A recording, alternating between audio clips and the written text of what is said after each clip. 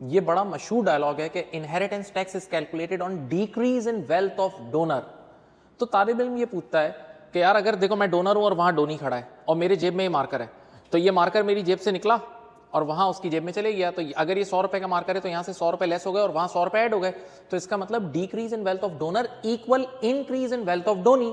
तो कानून ऐसा क्यों नहीं बना कि inheritance tax is calculated on increase in wealth of donee? ये कानून क्यों नहीं बना, जबकि कानून ये है decrease in wealth of donor? इसके पीछे एक मसला है भाई। ये मार्कर की एग्जांपल तक तो सही है, लेकिन कुछ चीजें दुनिया में ऐसी हैं जहां करप्शन हो रही थी। फॉर एग्जांपल आपको पता है पेयर ऑफ शू, अगर लेफ्ट और राइट शू एक साथ है तो उसकी वैल्यू बहुत ज्यादा है, लेकिन अगर उनको अलग अलग कर दें, लेफ्ट शू अलग कर दें और राइट शू अलग कर दें, तो एकदम उसकी वैल्यू गिर जाती है। फॉर एग्जांपल अगर पेयर ऑफ शू की वैल्यू पूरी 1000 है, लेकिन एक सिंगल शू लेफ्ट को अलग कर दो, राइट को अलग कर दो, तो वो 100 रुपए का भी शायद नहीं बिकेगा। ऐसा एक मूवी में भी हुआ था, बदमाश कंपनी, अगर आप लोगों को याद हो।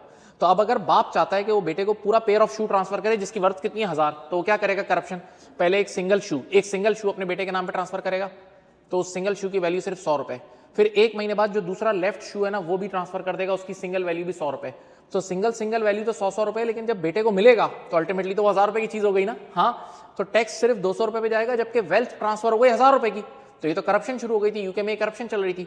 तो फिर उन्होंने ये कानून बनाया कि IHT is calculated on decrease in wealth of donor. अब आइए देखें decrease in wealth of donor कैसे निकलता है। इसका फॉर्मूला है wealth of donor before gift, यानी अभी अब्बा के पास दोनों है, दोनों लेफ्ट और राइट दोनों शू है, और उसने कोई गिफ्ट नहीं दिया, तो अब्बा के पास जो चीज पड़ी है उसकी वेल्थ कितनी है बताऊं? वो 1000 रुपए की है।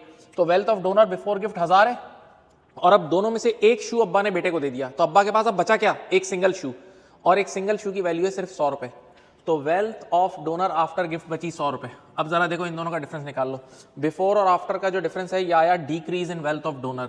तो जरा सोचें, जब जो पहला जूता बाप ने बेटे को ट्रांसफर किया ना, उसी वक्त 900 रुपए के अमाउंट पे इनहेरिटेंस टैक्स चार्ज हो जाएगा, सही? और फिर वो जो दूसरा ट्रांसफर करेगा ना, उस टाइम 100 रुपए। तो 900 प्लस 100 टोटल 1000 रुपए पे ही टैक्स चार्ज हुआ, और हकीकत में 1000 रुपए की वेल्थ ही ट्रांसफर हुई थी। तो ये करप्शन चल रही थी यूके में, इस वजह से उन्होंने कानून ये बनाया IHT charge on decrease in wealth of donor. अब और चीज़ों पे भी ये फॉर्मूला अप्लाई होता है, जैसे डिनर सेट्स होते हैं या डेकोरेशन पीसेज होते हैं जिनकी कंबाइंड वैल्यू एक साथ बहुत ज़्यादा होती है, अलग अलग करने तो वैल्यू गिर जाती है। और इसकी सबसे आइडियल एग्जांपल है शेयर्स।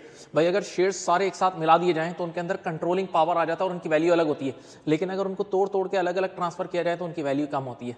तो ये एक बड़ी काम की चीज़ है।